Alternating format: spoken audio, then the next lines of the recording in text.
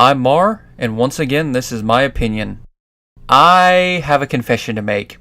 I had never heard of Deadpool until I saw X-Men Origins Wolverine in theaters. As such, I was outside the outrage bubble when the plot twist first played out. Since then, I've done proper research and understand completely why there was backlash.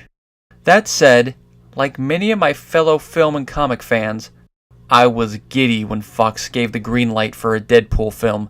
Not only would it give the character's fans what they've been clamoring for, but it would redeem Origins' misfire.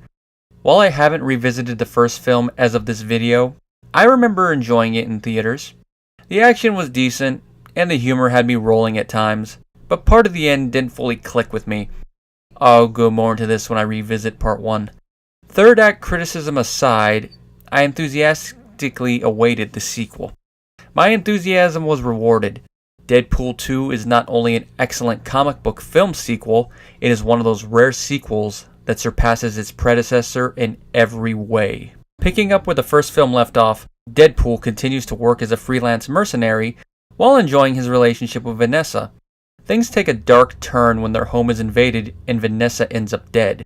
Deadpool kills the assassin, but the action does nothing to abate his morose mindset. He joins the X-Men to see if fellow heroes can help, but ends up in a mutant detention center after killing an abusive orphanage worker. This is where Cable, a mutant from the future, enters the story. His family was killed by Russell Collins, Deadpool's cellmate, and the orphan he was attempting to aid, so Cable travels through time to kill Collins and prevent his family's fate. While a mercenary, Deadpool is not cool with the slaughter of children, and puts himself between the two.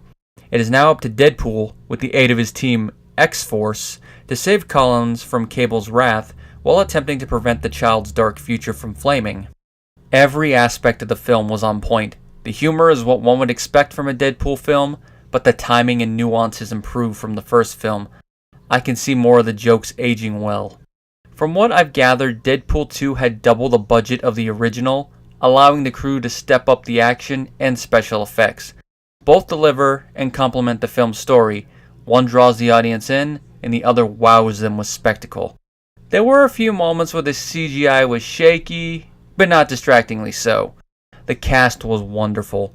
Reynolds, the heart of this series, amazed once again as the merc with the mouth. It's evident from his body language and vocal inflections he enjoys playing Wade, and his enthusiasm helps the audience invest in the film. His dramatic timing is better this go around, which helps that aspect of the plot. Josh Brolin was the perfect choice to play Cable.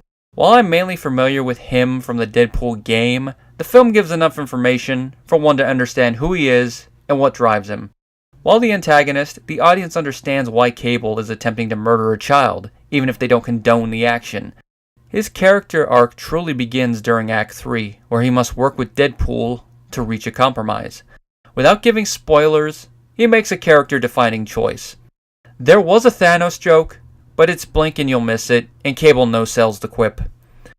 Morena Baccarin, T.J. Miller, Brianna Hildebrand, and Leslie Uggams reprise their supporting roles, each using his or her time well.